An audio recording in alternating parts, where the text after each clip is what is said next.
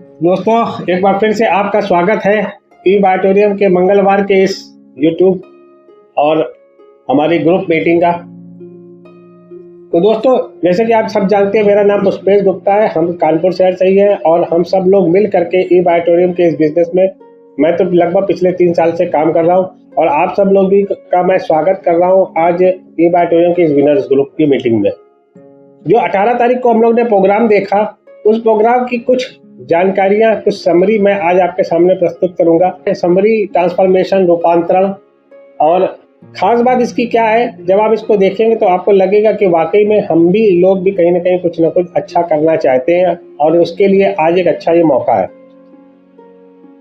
सबसे पहला आप सबसे एक सवाल है, what do you want in life? आप अपने जीवन में क्या चाहते हैं?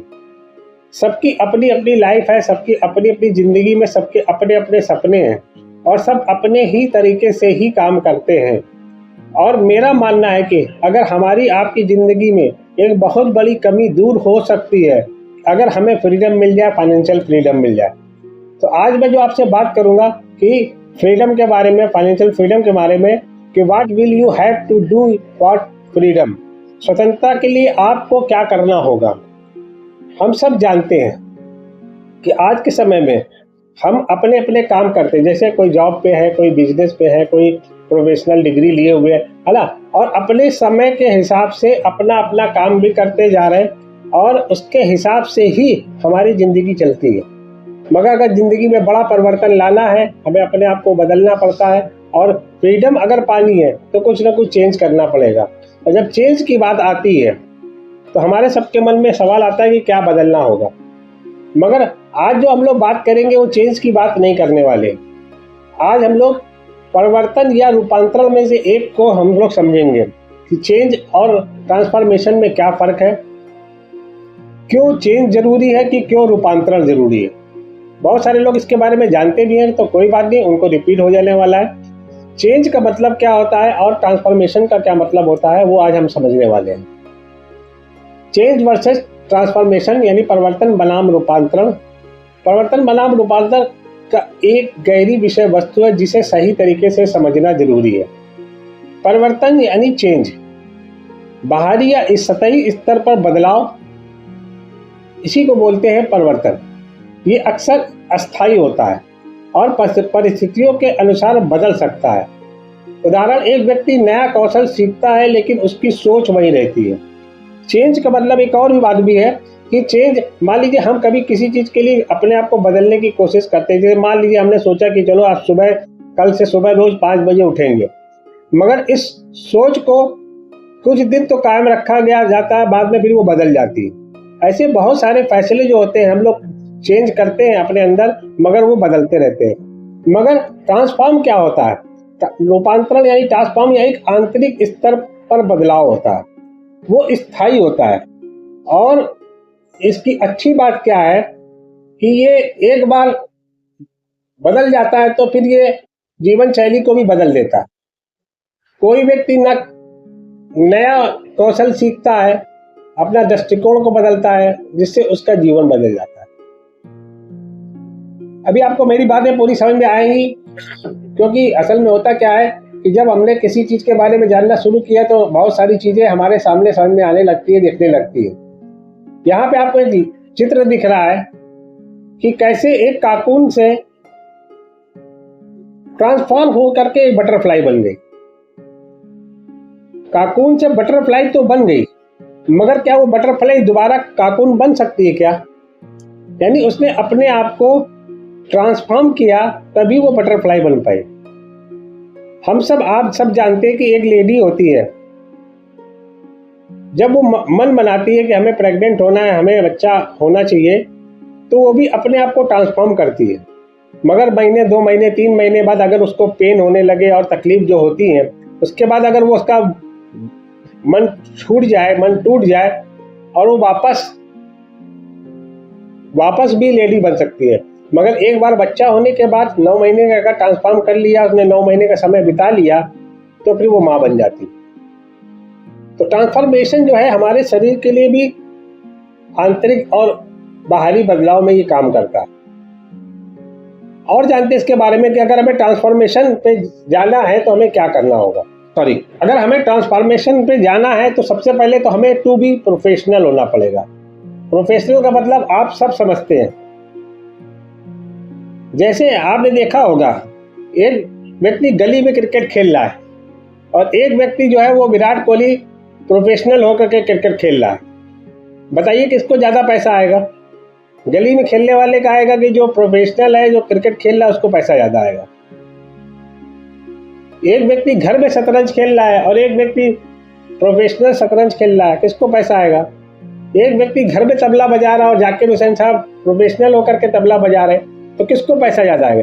यानी जो प्रोफेशनल है उसको कमाने का अवसर होता है ज़्यादा। और प्रोफेशनल की कुछ खूबियाँ होती हैं, उसके बारे में हम लोग जानते हैं कि प्रोफेशनल होते कौन है, पेशेवर कौन होते हैं। A professional is a person who guarantees and produce result at will without being followed up. एक पेशेवर यानी एक प्रोफेशनल वो व्यक्ति है जो बिना किसी दबाव के अपनी इच्छा अनुसार परिणाम की गारंटी देता है और परिणाम भी देता है।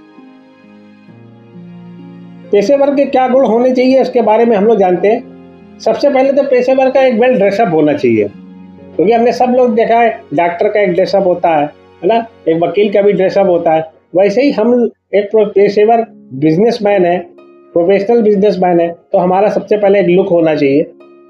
दूसरा पेशेवर के गुण क्या है कि उनको जो है ना डायरेक्शन देने की जरूरत नहीं होती, उनको गाइडेंस देने की जरूरत नहीं है, उनको ऑब्जर्व करने की जरूरत नहीं होती, उनको मॉनिटर करने की जरूरत नहीं होती, वो स्वयं मॉनिटरिंग कर लेते हैं। उनको इंस्पायर करने की जरूरत नहीं है, उनको मोटिवेट करने की जरूरत नहीं है, उनको रिमाइंड करने की जरूरत नहीं होती। यानी वो स्वयं से ही बिना किसी निगरानी के स्वतंत्र रूप से काम करने की क्षमता रखते हैं। और अकाउंटेबिलिटी रहती है, अपने कार्यों और परिणामों की खुद जिम्मेदारी उठाते हैं। उनको स्व प्रेरणा यानी सेल्फ मोटिवेशन होता है, बाहरी प्रोत्साहन के बिना कार्य करने की प्रेरणा होती है। कंसिस्टेंसी यानी स्थिरता रहती है, समय के साथ साथ विश्वसनीय परिणाम प्रदान करते हैं। और डिसिप्लिन रहता है, अनुशासन के साथ में वो काम करते हैं। हमें भी जो है ना पेशेवर के तरीके यानी प्रोफेशनल के तरीके से ही बायोटोरियम करना चाहिए। और जानते हैं प्रोफेशनल के बारे में थोड़ा सा। प्रोफेशनल के कुछ और गुण भी होते हैं, जो कि एक शॉर्ट फॉर्म लिखा है DIKW, उस पर मैं बात करूंगा। वो लोग DIKW के अनुसार काम करते हैं।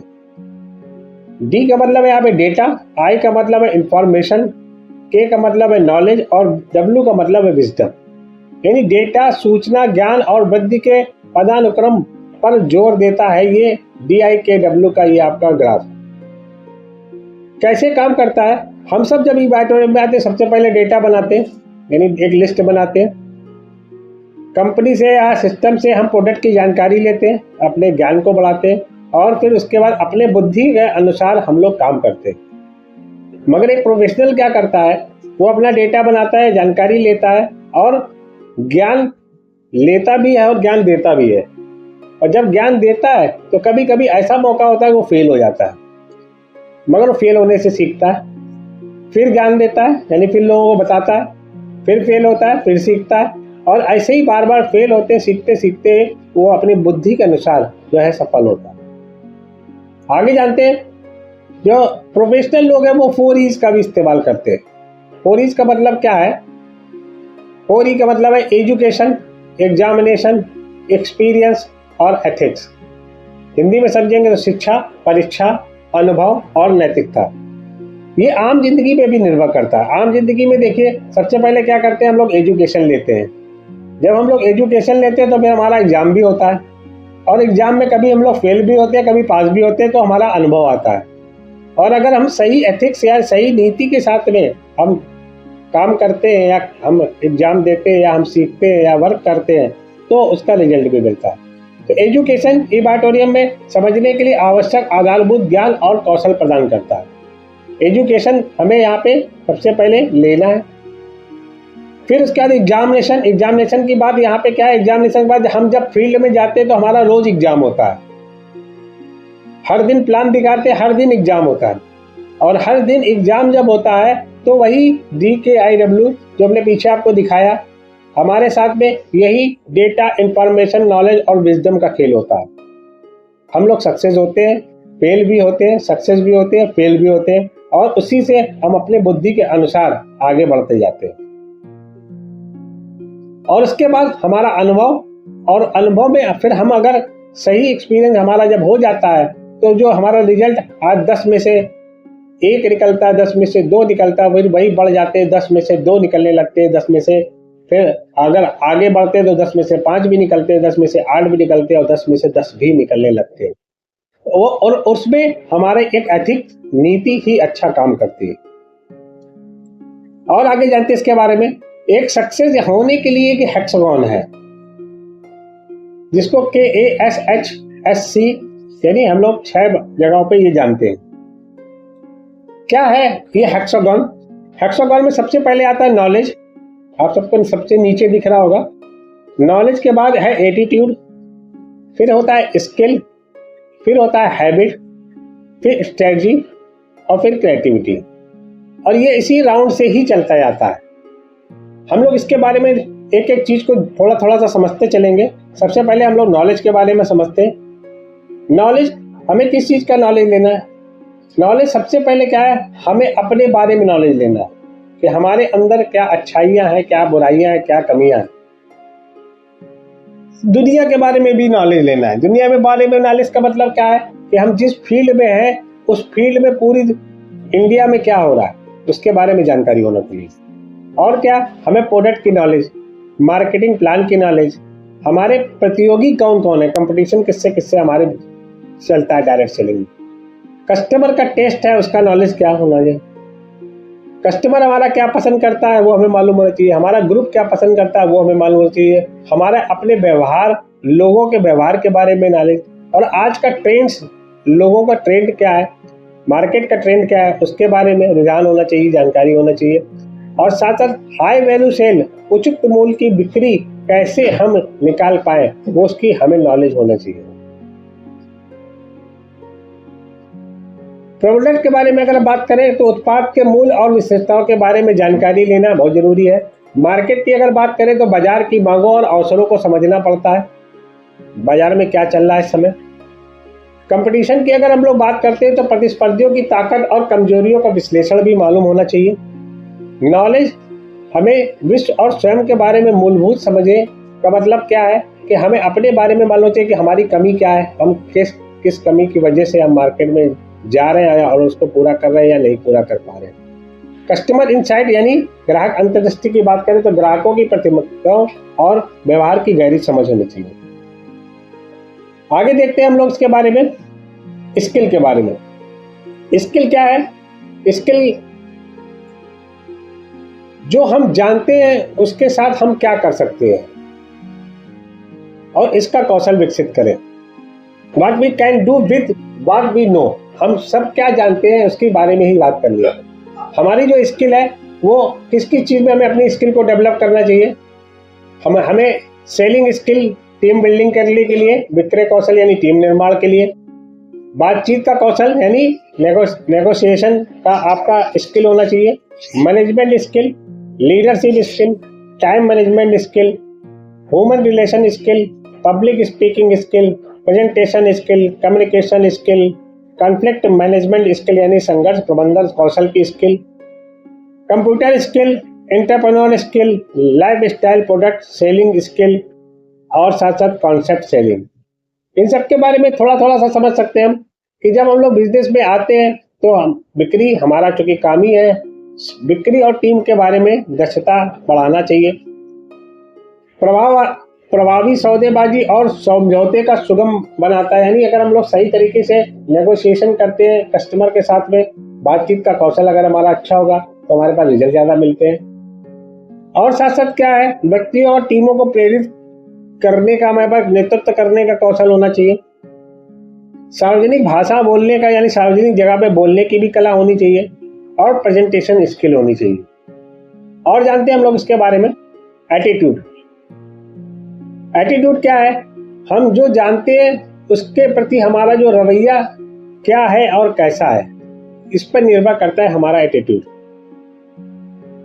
एटीट्यूड हमारा कैसा होना चाहिए? दृढ़ संकल्प होना चाहिए, समर्पण यानी डेडिकेशन होना चाहिए, सिंसियरिटी होनी चाहिए, ऑनेस्टी होनी चाहिए, कमिटमेंट प्रतिबद्धता, उत्साह और जोश, प्रेरणा और जुनून, साथ साथ महत्वाकांक्षी यानी एम्बिशियस होना चाहिए। अगर हम इस एटीट्यूड के साथ में हम टू बी प्रोफेशनल वर्क करते हैं तो हमें रिजल्ट ज़्यादा मिलते हैं। हैबिट के बारे में तो कई बार हम लोगों ने इसका वीडियो भी सुना हुआ है संतोष नायर जी का। इन्होंने बार बार बोला कि हमारी जो आदतें होती हैं वो हम उन्हीं आदतों की वजह से ही है। अगर हमारी अच्छी आदत है, हम उसी को बार बार रिपीट करते हैं तो वो आदत हमारी अच्छी हो जाती है, और वो गलत आदतें हैं, बुरी आदतें हैं, वही बार बार रिपीट करते हैं तो आदतें गलत हो जाती हैं। तो आदतें एक व्यवहार जो लंबे समय तक दोहराया जाता है जब तक कि वो स्वचालित ना हो जाए। यानी जब हम किसी आदत को बार बार रिपीट करते हैं तो वो ऑटोमेटिक हो जाती है, नहीं वो बराबर काम कर लेती है। जैसे सुबह उठना, getting up in the morning, exercise करना, पढ़ना, टीवी न देखना, प्रॉस्पेक्टिंग की हैबिट, कॉल करने की हैबिट, सेलिंग की habit, working habit, health awareness program देने की हैबिट और रिफ्लेक्शन यानी अपने आप को चेक करने की जरूरत है। यानी ये सब चीज़ जो हैबिट है, एक एक करके जो हम काम करेंगे वही हमारी हैबिट में आएगा, जो हम नहीं करेंगे वो हमारी हैबिट में नहीं आता है। और ये सब जो है हमें आगे सफल होने के लिए, सक्सेस होने के लिए बहुत ज़रूरी है। और आगे देखते हैं स्ट्रेटजी। स्ट्रेटजी मतलब रणनीति। रणनीतियाँ हम सचेत रूप से क्या बदलने की योजना बनाते हैं। यानी जब हम लोग बिजनेस करते हैं, जब हम लोग काम करने निकलते हैं, तो जब हम लोग कई लोगों से मिलते हैं, बातचीत करते हैं, तो उसके बाद हम प्लानिंग करते हैं और रणनीति बनाते हैं। तो वही स्ट्रेटजी के बारे में यहाँ बात करी गई है। एंटरप्रेन्योरशिप की जो स्ट्रेटजी, डेलीगेशन यानी कार्यों को प्रभावी ढंग से वितरित करके टीमों को सशक्त बनाने की स्ट्रेटजी, उच्च मूल्य वाले ग्राहकों को आकर्षित करने और बनाए रखने पर ध्यान केंद्रित करने की स्ट्रेटजी, संगठन के भीतर नेतृत्व कौशल विकसित करने की स्ट्रेटजी, महत्वपूर्ण कार्यों को समय पर पूरा करने सुनिश्चित करने की स्ट्रेटजी, और साथ में क्वालिफिकेशन टाइम से पूरा करने यानी अतिरिक्त पुरस्कार और लाभ के लिए भी स्ट्रेटजी बना सकते हैं। यहाँ पे स्ट्रेटजी का मतलब क्या है कि हम लोग 12 घंटे की क्लोजिंग में हैं और 12 घंटे की भी हम लोग स्ट्रेटजी बनाते हैं। यानी 12 घंटे के पहले हमारी स्ट्रेटजी बनती है और साथ में अपना इंसेंटिव उठाने की भी स्ट्रेटजी बनाते हैं। क्रिएटिविटी की बात करें, क्रिएटिविटी जब हम कैश पूरा इस्तेमाल करते हैं यानी KASHS तो जब हम विकसित करते हैं, उसको बनाते हैं, उसको सुधारते हैं, उसमें कुछ नया करते हैं, कुछ भिन्न करते हैं, कुछ बेहतर करते हैं, तो वो जो है हमारी क्रिएटिविटी में आ जाता है, यानी क्रिएटिविटी हो जाती है। क्या नई क्रिएटिविटी? कैश में रचनात्मकता को कैसे परिभाषित किया जाए उसके बारे में सबसे पहले नई रचनाओं में मौलिकता और नवीनता पर जोर दिया जाता है। डिफरेंट की बात करें तो दृष्टिकोण में विशिष्टता और विशिष्टता पर प्रकाश डालता है। बेटर की बात करें तो मौजूदा विचारों के सुधार और संवर्धन पर ध्यान केंद्रित करता है।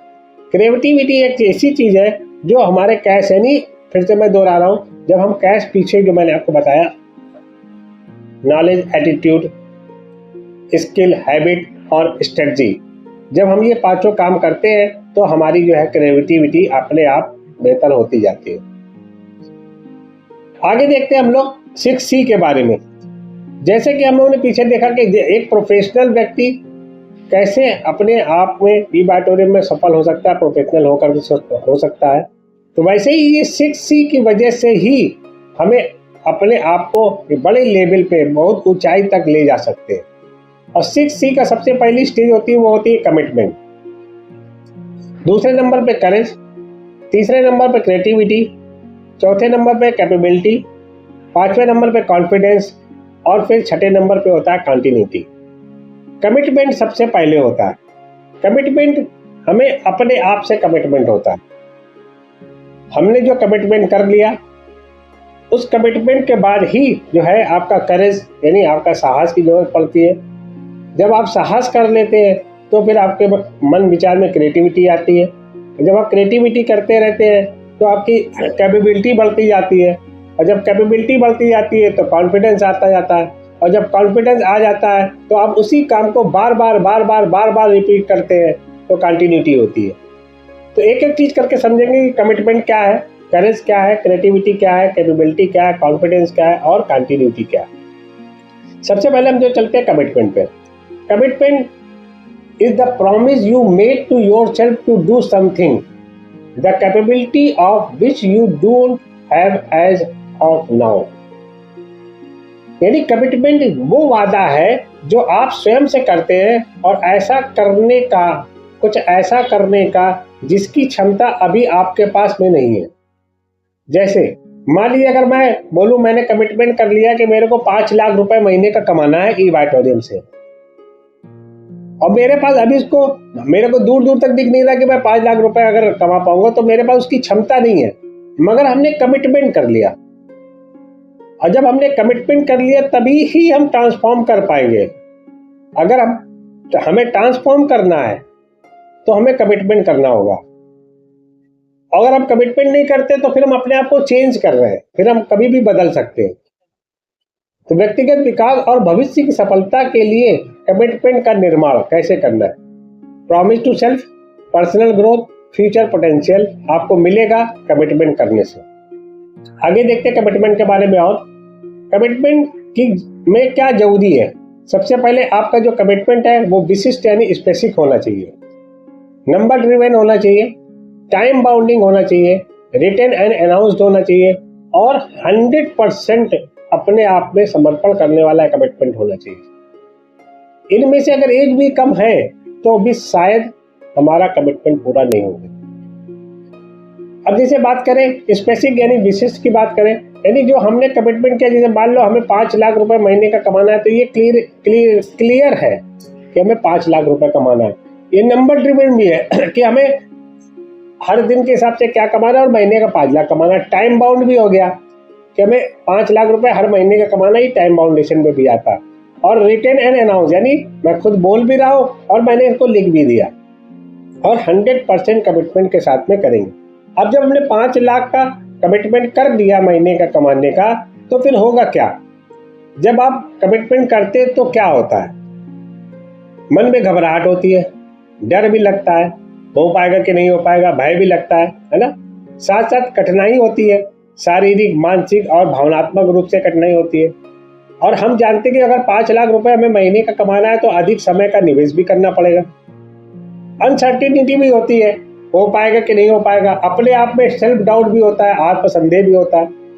साथ साथ मन में ये भी बात आती है कि यार मैंने क्यों कमिटमेंट कर लिया, 5 लाख मेरे बस का ही नहीं है। असुविधा और शर्म भी आती है, भयानक एहसास भी होते हैं, हार मान लेना, मन में गिविंग अप का भी आता है कि चलो 5 लाख इस महीने में से अगले महीने में होगा, मगर चूंकि कमिटमेंट किया है तो पूरा करना है। भाग जाना यानी रनिंग आउट और नियंत्रण से बाहर हो जाना, ये सब कुछ होता है जब आप कमिटमेंट करते हैं। मन में निराशा भी कभी कभी आती है, असुरक्षित भी होते हैं और कोई गारंटी भी नहीं। चिंता, क्रोध, निराश और अवसाद यानी डिप्रेशन भी कभी हो सकता है, डिप्रेस भी हो सकते हैं, फ्रस्ट्रेटेड भी हो सकते हैं, एंग्री भी हो सकते हैं अपने आप में, यानी आपको कुछ भी हो सकता है। आपको लगेगा कि आपने कमिटमेंट ऐसा क्यों किया, मगर चूंकि एक बार कमिटमेंट कर लिया तो फिर क्या है, अगर हम कमिटमेंट करने के बाद अगर हम करेज यानी दूसरे सी पे जाते हैं। करेज क्या होता है, जब हम कमिटमेंट को पक्का कर लेते हैं तो हमारे अंदर फिर आता है साहस। साहस आत्मविश्वास की कमी के बावजूद स्थिर रहने का और आगे बढ़ने की तत्परता है। यानी अगर कहते हैं साहस को गले लगाओ, साहस को अपनाने में आप अनिश्चितता के बावजूद आगे बढ़ सकते हैं। यानी अगर आपके अंदर करेज है, साहस है, तो आप अनिश्चित होते हुए भी आगे बढ़ते रहेंगे। व्यक्तिगत विकास और रचनात्मक क्रिएटिविटी को बढ़ावा भी मिलता है। वही भी दूसरा क्या है, डर के बारे पीछे हटना। बहुत सारे लोग हमारे बीच में कमिटमेंट कर भी लेते हैं, पीछे हटने का विकल्प चुनने से अस्थायी सुरक्षा मिल सकती है। यानी आप पीछे हटेंगे तो फिर वही चेंज वाले ऑप्शन में जाएंगे, ट्रांसफॉर्म वाले ऑप्शन में नहीं है। और आगे देखते हैं करेज में क्या है। If you choose courage, creativity will emerge, it will. यानी यदि आप साहस चुनते हैं तो रचनात्मक उभरेगी। आपके माइंड में हाई अलर्ट होने लगेगा। बार बार आपके मन में आएगा ये काम करना है, ये काम करना है, भी ये काम करना है। बार बार आपको नए नए काम याद आते रहेंगे, यानी क्रिएटिविटी बढ़ती जाएगी। आप ज्यादा तत्परता की भावना से आप काम कर पाएंगे और प्राथमिकताएं और निर्णय सरल बना लेंगे, यानी आपकी प्रायोरिटी सेट होती जाएगी। और देखते हैं आगे क्रिएटिविटी।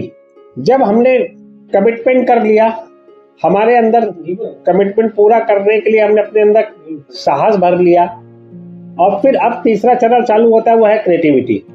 क्रिएटिविटी क्या है? एक बार ऐसा हो गया तो ये हो जाएगा, यानी अगर आपने साहस कर लिया और आप क्रिएटिविटी आपका एक बार हो गया तो फिर आपका वो बार बार होने लगेगा। आपको ऊर्जावान और निडर महसूस कराएगा। ये जीवन भर चल सकता है। आपके आसपास के लोगों के लिए प्रेरणादायी, आकर्षक, शक्तिशाली और संक्रामक वातावरण भी निर्मित होने लगेगा। जब आप क्रिएटिविटी करेंगे या बार बार सोचेंगे इसके विषय में, तो एक हर बार आपको कुछ नया नया आपको महसूस होगा। वे अपने प्रतिबद्धता बनाना शुरू कर दें, यानी they start making their commitment, यानी अपने कमिटमेंट को बार बार कमिटमेंट को पूरा करते जाएंगे। और आगे देखते हैं कैपेबिलिटी। जब हम क्रिएटिविटी आपकी होती है तब उसके अंदर आपके अंदर एक और क्षमता बढ़ जाती है, जिसको बोलते हैं हम लोग क्रेडिबिलिटी, यानी कैपेबिलिटी। कैपेबिलिटी क्या है? क्षमता वो स्थिति है जहां आप किसी विशेष गतिविधि से वांछित परिणाम प्राप्त करने के लिए पूरी तरीके से सुरक्षित और संसाधन संपन्न महसूस करते हैं। यानी कैपेबिलिटी जब आपके अंदर आ जाएगी तो आपके अंदर जो है एक प्रकार से देखेंगे तो आगे कॉन्फिडेंस भी आता जाएगा। पहले आपको सबसे पहले क्या हुआ? कमिटमेंट किया आपने, करेज किया, करेज के बाद जो है आपने क्रिएटिविटी की, फिर कैपेबिलिटी आ गई, आपके अंदर क्षमता आ गई, और जब जैसे ही क्षमता आएगी तो फिर आपके पास अब आ जाएगा कॉन्फिडेंस। क्रिएटिविटी में क्या है? आपको अपनी क्रिएटिविटी बढ़ानी भी पड़ेगी। अभी आप जिस मार्केट जिस फील्ड से आए, आपको यहाँ की फील्ड आपके लिए नहीं हो सकती है, तो भाई आपको इसकी क्रेडिबिलिटी बढ़ानी पड़ेगी। कैपेबिलिटी कैसे बढ़ाएंगे? मार्केट कैपेबिलिटी के प्रोग्राम होते हैं, टेक्निकल कैपेबिलिटी है ना, साथ में सहयोगी क्षमता यानी नेगोशिएशन की, मैनेजिकल यानी प्रबंध करने की, डुप्लीकेशन एंड मल्टीप्लिकेशन आपकी capability, prospecting, calling, selling, working capability, team building management capability, people management capability, communication capability, conflict management capability and delegation capability. ये सारे एक एक करके जो है, जो भी आपके अंदर हमारे अंदर जो भी कमियां हैं या उसकी क्षमता को बढ़ाने के लिए ये अलग अलग तरीके से इस पे हम लोग काम करते हैं। और जब ये कैपेबिलिटी आपके अंदर बढ़ती जाएगी तो आपके रिजल्ट भी बढ़ते जाएंगे। साथ में क्या है, जब आपके अंदर कैपेबिलिटी बढ़ जाती है तो नई क्षमता का मतलब होता है आपकी टीम के बीच में आपके लिए अधिक सम्मान, प्यार, प्रशंसा और सराहना, यानी लोग जो है आपको आदर करने लगते हैं, आपको प्यार करने लगते हैं, आपकी प्रशंसा करते हैं और आपके कंट्रीब्यूशन के लिए, योगदान के लिए आपका आभार भी व्यक्त करते हैं। यानी नई क्षमता का मतलब है आपकी टीम में आपका बड़ा योगदान होना। और उसके बाद आता है आपके पास कॉन्फिडेंस। जब एक बार कॉन्फिडेंस आ जाता है, आत्मविश्वास आ जाता है, तो वो काम ऑटोमेटिक हो जाता है। व्यक्तिगत और व्यावसायिक सफलता के लिए आत्मविश्वास का निर्माण। आत्मविश्वास रिश्तों में खुला संचार और दृढ़ता को बढ़ावा देता है, यानी रिलेशनशिप बिल्डिंग होती है। रिस्क टेकिंग यानी आत्मविश्वास व्यक्ति को सोच समझकर जोखिम उठाने के लिए प्रोत्साहित करता है। डिसीजन मेकिंग बना देता है आत्मविश्वास, और लक्ष्य प्राप्ति के लिए आपको आगे बढ़ने का अवसर भी प्रदान करता है। यानी ये व्यक्ति को दृढ़ संकल्प के साथ अपने लक्ष्यों को प्राप्त करने की शक्ति भी प्रदान करता है। और लास्ट में 6C आपका जो है वो है कंटिन्यूटी, यानी सफलता के लिए निरंतरता का चक्र।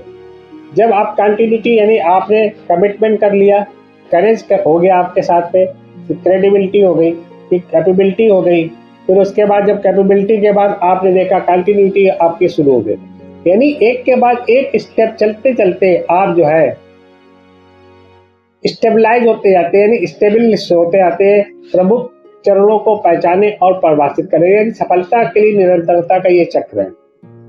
उसके बाद आप कनेक्शन बनाए रखें, लंबी दूरी तक सफलता पाने के लिए सफल प्रयास करते रहें, प्रभावशीलता को प्रयास करें, निर्बाध परिवर्तन को बढ़ावा दें। ये 6C जो है ये हमारे बिजनेस को बढ़ाने के लिए बहुत ही प्रभावी है और अगर हम टू द प्रोफेशनल हो करके हम जब इसमें लगातार काम करते हैं तो हमें सफल होने से कोई नहीं रोक सकता। तो उसमें हम और आप भी शामिल हो सकते हैं। तो थैंक यू दोस्तों।